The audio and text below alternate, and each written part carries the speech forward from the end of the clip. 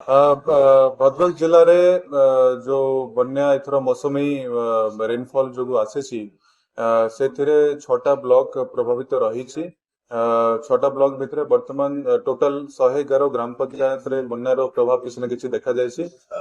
ଆଜିକା ଦିନରେ ଯଦି ଦେଖିବା 24ଟା ଗ୍ରାମ ପଞ୍ଚାୟତରେ ପ୍ରକୃତରେ ବନ୍ୟାର ପାଣି ରହିଛି, ଲୋକମାନେ ପ୍ରଭାବିତ ହଉଛନ୍ତି। ଟୋଟାଲ ଆମେ 346ଟା କିଚେନ ଏବଂ ସେଲ୍ଟର ଚଲାଉଛୁ, ଯୋଉଠି କି 2 ଲକ୍ଷରୁ ଉର୍ଦ୍ଧ୍ୱ ଲୋକ ମାଗଣା ଖାଦ୍ୟ ପାଉଛନ୍ତି ଏବଂ ରିଲିଫ ମେଟେରିଆଲ ମଧ୍ୟ ପାଉଛନ୍ତି। ଆମର ଯେହେତୁ ପାଣି ବହୁତ ଜାଗାରେ କମି ଆସିଲାନି, ବିଶେଷତଃ ଭଣ୍ଡାରୀ ପୋଖରୀ ଏବଂ ଧାମନଗର ବ୍ଲକ ଧୀରେ ଧୀରେ ପାଣି କମି ଆସିଲାନି ଏବଂ ସାଲନ୍ଦି ଏବଂ ବୈତରଣୀ ରିଭର ଲେଭେଲ ଜଳସ୍ତର ବି ବର୍ତ୍ତମାନ ଡେଞ୍ଜର ଲେଭେଲ ତଳେ ଅଛି।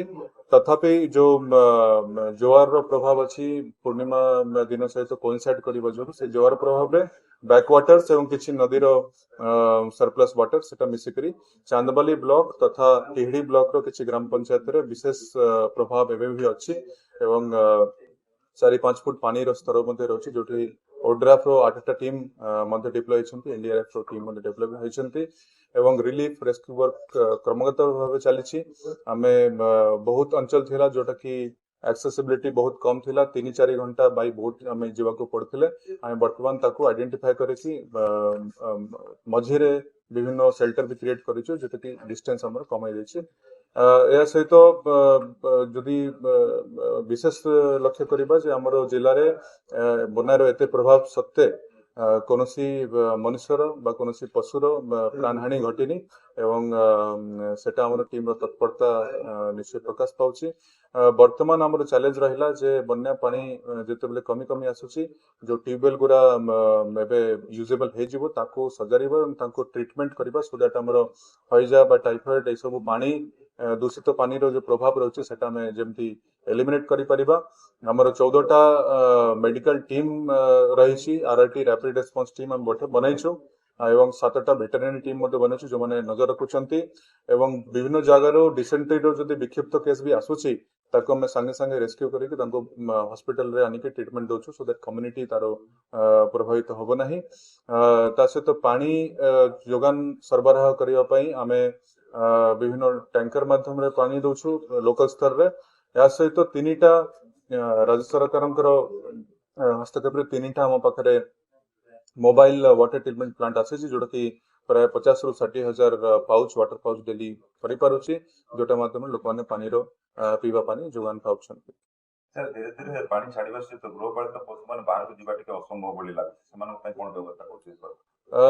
ତାଙ୍କ ଗୃହପାଳିତ ପଶୁର ବର୍ତ୍ତମାନ ଯୋଉ ଗୋଚର ଜମି ସବୁ ପାଣିରେ ରହିଲା, ସେଥିପାଇଁ ତାଙ୍କୁ ଗୋଖାଦ୍ୟ ଆମେ ପ୍ରୋଭାଇଡ କରୁଛୁ। ଆଜିକା ଦିନରେ ଦେଖିବା ଯଦି ଟୋଟାଲ 238 ମେଟ୍ରିକ ଟନ ଗୋଖାଦ୍ୟ ସପ୍ଲାଇ ହେଇଛି। ବିଭିନ୍ନ ଅଞ୍ଚଳରେ ଆମର ଭେଟେରିନାରୀ ଅଫିସର ମାନଙ୍କ ଆସେସମେଣ୍ଟ ଅନୁସାରେ ଲାଇଭ ଇନ୍ସପେକ୍ଟରଙ୍କୁ କ୍ୟାଟଲ ରେଜିଷ୍ଟର ଅନୁସାରେ ମେଜରମେଣ୍ଟ କରିକି ଆମେ ଲୋକଙ୍କୁ କ୍ୟାଟଲ ଗୋଖାଦ୍ୟ ମଧ୍ୟ ଦଉଛୁ।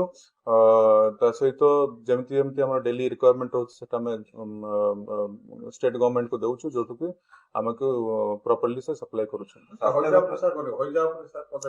ଆମର ସ୍ୱାସ୍ଥ୍ୟ ସମସ୍ୟାରେ ଆମେ ଦେଖିବା ଆମର ବିଶେଷ ସର୍ଭିଲାନ୍ସ ଡିଜିଜ ସର୍ଭିଲାନ୍ସ ପ୍ରୋଗ୍ରାମ ଚାଲିଛି, ଯୋଉଥିକି ଆମେ ଡିସେଣ୍ଟ୍ରି ବା ଡିସେଣ୍ଟ୍ରି କେସ୍ 24ଟା ଆଇଡେଣ୍ଟିଫାଏ କରୁଛୁ, ମାନେ ଆଉଟବ୍ରେକ୍ ହେଇନି, ଏଇଟା ସ୍ପୋରାଡିକ କେसेस ଆମେ 24ଟା ଦେଖିଛୁ, ଯୋଉମାନେ ସମସ୍ତେ ବର୍ତ୍ତମାନ अंडर ट्रीटमेंट ଅଛନ୍ତି ଇନଷ୍ଟିଟ୍ୟୁସନ୍ସ ରେ।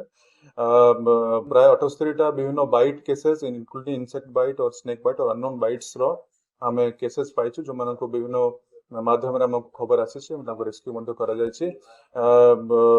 ବିଶେଷତଃ ଟ୍ୟୁବୱେଲ ର ଟ୍ରିଟମେଣ୍ଟ ବହୁତ ଜୋର କଦମରେ ଚାଲିଛି। ପ୍ରତ୍ୟେକ ଗ୍ରାମ ପଞ୍ଚାୟତ ପାଇଁ 3ରୁ 4ଟା ଆମେ ଟିମ୍ ଗଠନ କରିଛୁ, ଇଭେନ୍ କି ଅଲଗା ବ୍ଲକ ଯୋଉଟା ପ୍ରଭାବିତ ନ ହେଇନି ତାଠୁ ବି ଟିମ୍ ଆଣିକି ଆମେ ବର୍ତ୍ତମାନ କାମ କରୁଛୁ। ସବୁ ଟ୍ୟୁବୱେଲ ଡିସଇନଫେକ୍ଟ କରାଯାଉଛି। ଆଜିକା ଦିନରେ 3400 ଟ୍ୟୁବୱେଲ ବନ୍ୟା ପ୍ରଭାବରୁ ବାହାରି ଯାଇଛି, ପାଣି କମି ଯାଇଛି, ତେଣୁ ତା ଭିତରେ 3200ଟା ଟ୍ୟୁବୱେଲ ଆମେ ଟ୍ରିଟମେଣ୍ଟ କରିସାରିଛୁ। ସାର୍ ପାଣିପାଗରେ ଥିବା ପ୍ରଭାବିତ ଲୋକମାନଙ୍କ ପାଇଁ ଆପଣଙ୍କର କଣ ସଚେତନତାର ବାର୍ତ୍ତା ରହିଛି?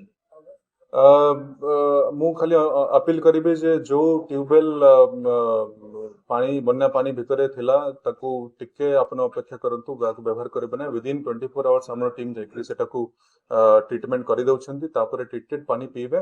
ଆମେ ଯୋଉ ଟ୍ୟୁବୱେଲ ଗୁରା ଟ୍ରିଟ୍ କରୁଛୁ ତାକୁ ଆମେ ୟେଲୋ ମାର୍କ ମଧ୍ୟ କରୁଛୁ। ପିଲା ହଳଦିଆ କଲର ତା ଉପରେ ଯଦି ଦେଖିବେ ଆପଣ ଜାଣିପାରିବେ ଏଟା ଟ୍ରିଟମେଣ୍ଟ ହେଇସାରିଛି, ତ ତାପରେ ତାକୁ ୟୁଜ କରିପାରିବେ। ତା ସହିତ ପଞ୍ଚାୟତର ଯଦି ପାଣି ପିଇବାର କିଛି ଅସୁବିଧା ହଉଛି, ପଞ୍ଚାୟତର ବିଭିନ୍ନ କର୍ମୀ ମାନେ ଅଛନ୍ତି, ତାଙ୍କ ସହିତ ଯୋଗାଯୋଗ କରନ୍ତୁ। ୱାର୍ଡର ସମିତି ସଭ୍ୟ ମାନେ ଆକ୍ଟିଭ ଅଛନ୍ତି, ତାଙ୍କୁ ଯୋଗାଯୋଗ କରନ୍ତୁ। ଆମର ପାଣି ସପ୍ଲାଇ ଯୋଉ ଆମେ ଦଉଛୁ ପାଉଚରେ ହଉ କି ବୋତଲରେ ହଉ ସେଟା ମଧ୍ୟ ଆମେ ପ୍ରୋଭାଇଡ କରୁଛୁ, ତାକୁ ୟୁଜ କରନ୍ତୁ। ସ୍କୁଲ ବିଦ୍ୟାଳୟ ପ୍ରାଥମିକ ବିଦ୍ୟାଳୟ ଆମେ ବର୍ତ୍ତମାନ ନିର୍ଣ୍ଣୟ ନେବୁ, ଯେହେତୁ ପାଠ ପଢାଟା ବି ଆମ ପାଇଁ ଗୋଟେ ଇମ୍ପୋର୍ଟାଣ୍ଟ ଜିନିଷ। ଯୋଉ ଅଞ୍ଚଳ ବନ୍ୟାର ପ୍ରଭାବରୁ କମ୍ପ୍ଲିଟଲି ବାହାର ହେଇଗଲା ଏବଂ ଆମେ ଟ୍ୟୁବୱେଲ वगैरह ଟ୍ରିଟମେଣ୍ଟ କରିସାରିଲୁ, ସେଠି ଆମେ ଖୁବ ସଚେତନତା ସହିତ ଆମେ ଡିସାଇଡ କରିବା କୋଉ ଅଞ୍ଚଳରେ ଆମେ ସ୍କୁଲ ଖୋଲି ଦେଇପାରିବା। ବଟ୍ ନିଶ୍ଚୟ ବହୁତ ପ୍ରଭାବିତ ଅଞ୍ଚଳରେ ସ୍କୁଲ ଏବେ ବି ବନ୍ଦ ରହିବ। Thank you, sir. Thank you, sir.